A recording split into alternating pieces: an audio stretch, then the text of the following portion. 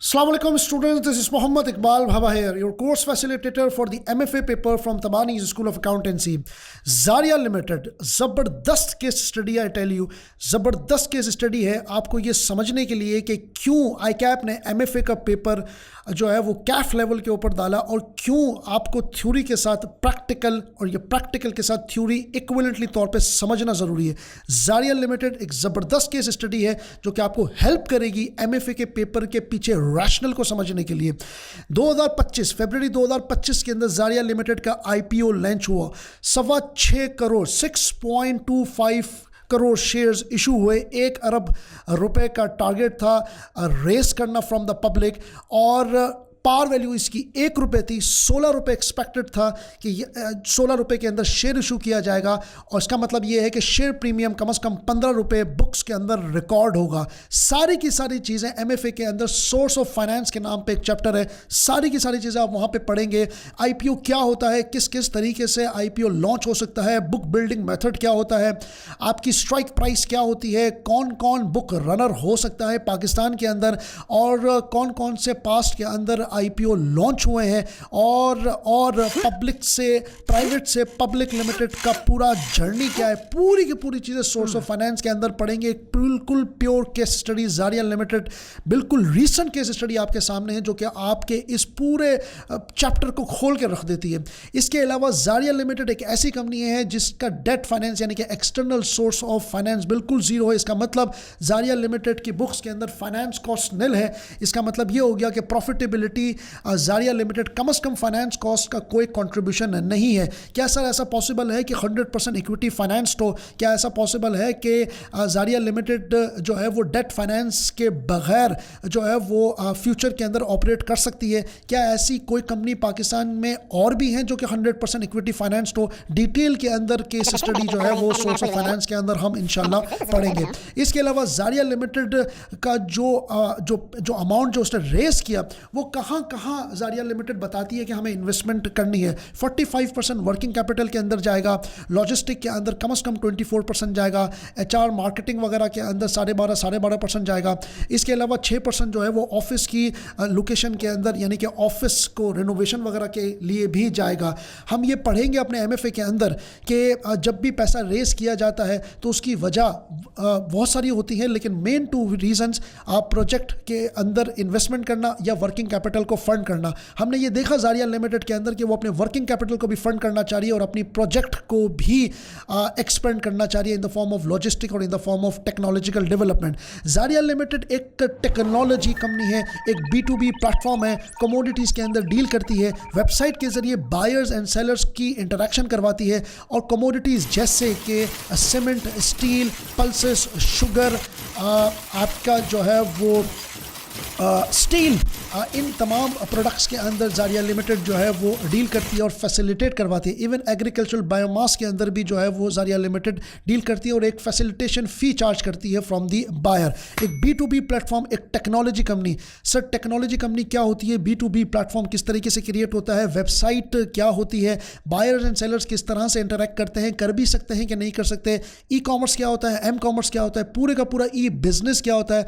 आपके MFA के अंदर टेक्नोलॉजी के 2 चैप्टर्स इस तरह से इसकी एलोकेशन हुई हुई है कि आप उसको पढ़ के भी हैरान हो जाएंगे और आपको ये पता चलेगा कि किस तरीके से MFA के जरिए ICAP आपसे चाहता है कि आप एक अच्छे ना सिर्फ एनालिस्ट बने बल्कि एक अच्छे एंटरप्रेन्योरशिप की तरफ भी आप मूव कर रहे हैं और हर चीज़ जो जारिया लिमिटेड के अंदर दी हुई है वो आप MFA के अंदर पढ़ेंगे।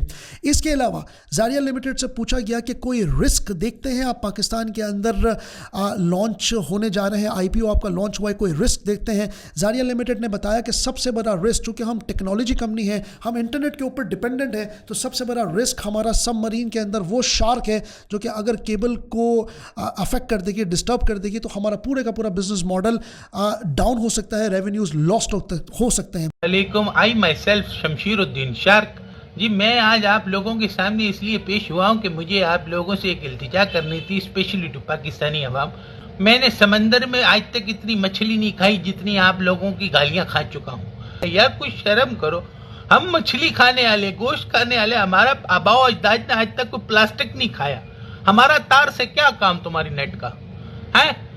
جو بند کر رہے ہیں ان کو جا کے بولو نا بھائی آپ لوگ ہمارے اوپر کیوں گالیاں دے رہے ہو, ہمارے بچے چھوٹے چھوٹے بچے ہیں ان کو آپ نے گالیاں دی ہیں, آپ کو کوئی شرم ہے کہ نہیں ہے تو نہیں ہے آپ میں شرم, مگر پھر بھی بول رہا ہوں کچھ شرم کرو, ہمارے کو گالیاں نہیں دو, آپ کی مہربانی ہوگی, جس کو دینی ہے اس کو جا کے دو نا, پھر آپ کے گھر پہ بھی کالا ڈالا آئے اور آپ کو پتہ لگے.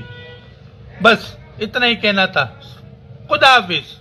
سر ایم ایف اے کے اندر رسک کے دو چیپٹرز ہیں, ایک تھیوریٹیکل ایک پریکٹیکل. کس طریقے سے رسک کو انالائز کیا جاتا ہے, کس طریقے سے رسک کو آپٹیمائز کیا جاتا ہے, منیمائز کیا جاتا ہے, اس کی اکاؤنٹنگ کیسے ہوتی ہے, آئی کیپ نے ایم ایف اے کے ذریعے آپ کو یہ بتانے کی کوشش کی ہے. اسی طریقے سے زاریہ لمیٹڈ سے پوچھا گیا کہ کوئی اور رسک آپ دیکھتے ہیں اپنے بزنس ماڈل کے اندر, تو زاریہ لمیٹڈ نے بتایا کہ ہمارے پاس جو رسک ہے, اور جو انالسٹ ہیں وہ بتاتے ہیں کہ چونکہ ٹیکنالوجی کمپنی پاکستان میں ہے ہی کم, جیسے کہ فار ایگزامپل نیٹ سول, جیسے کہ فار ایگزامپل آکٹوپس, جیسے کہ فار ایگزامپل سسٹم لمیٹڈ, اس کے علاوہ ایونسیون جو حال میں لانچ ہوئی, اور اس کے علاوہ زاریہ لمیٹڈ, بہت کم کمپنیز ہیں پاکستان کے اندر ٹیکنالوجی جو کہ اسٹاک ایکسچینج کے اندر لسٹڈ ہے. تو چونکہ اور ٹیکنالوجی کے اندر جو ہے وہ ریونیوز بڑے بوسٹڈ ہوتے ہیں انیشیلی, تو اسی لیے یہاں پہ جو بیریئرس ٹو جو تھریٹ آف انٹرنٹ ہے, یعنی کہ نئے آنے والے لوگوں کا جو تھریٹ ہے وہ ہمیشہ ہائی اس لیے رہے گا کیونکہ پروفیٹیبلٹی اور ریونیوز ٹیکنالوجی کمپنی کے اندر شوٹ ہو رہے ہوتے ہیں عام ٹریڈیشنل نان ٹیکنالوجی کمپنی کے کمپیریزن میں. تو چونکہ یہاں پر اور کوئی بیریئرس ٹو انٹری بھی نہیں ہے, یعنی کہ بالکل ایک منیمل انویسٹمنٹ کے ساتھ کوئی بھی کمپنی ٹیکنالوجی کمپنی بن سکتی ہے. آپ نے صرف ایک چھوٹا سا اسٹاف بٹھانا ہے, اکوپمنٹ لینے ہیں, کمپیوٹر لینا ہے, نیٹ کے اوپر آپ ڈیپینڈنٹ ہیں اور آپ کی ٹیکنالوجی کمپنی اسٹارٹ ہو سکتی ہے. تو low barrier to entry in the form of low capital investment required and threat of entrant یہاں پہ زیادہ ہے. یہ ساری چیزیں جو ہے وہ زاریہ کمپنی کے لیے ایک رسک ہے. سر آپ کہاں پڑھیں گے ایم ایف اے کے اندر؟ پورٹل 5 فورسز پوری کی پوری رسک انالیسس بتاتا ہے کہ کس طریقے سے یہ چیپٹرز یہ جو ہے وہ رسک کی انالیسس ہوتی ہے, کس طرح 5 فورسز یہ ڈٹرمن کرتی ہیں کہ کمپنی کا پروفٹ کہاں تک جا سکتا ہے. میڈم سائمہ آپ کو اس تھیوریٹیکل ایریا کو بہت ڈیٹیل کے اندر جو ہے وہ نہ صرف پڑھائیں گی بلکہ ہم اس کو ایک فائنینشیل کے ساتھ اس کو مرج اور ایک کومبو لے کر چل رہے ہیں کہ آپ کو جو ہے وہ یہ سمجھ میں آئے کہ کس طرح ایک پریکٹیکل کیس اسٹڈی زاریہ لمیٹڈ آپ لازمی جا کے دیکھیے گا, کس طریقے سے یہ کمپنی جو ہے وہ دونوں بلینڈ انالیسس کر کے سامنے اپنا آئی پی او لانچ کرتی ہیں.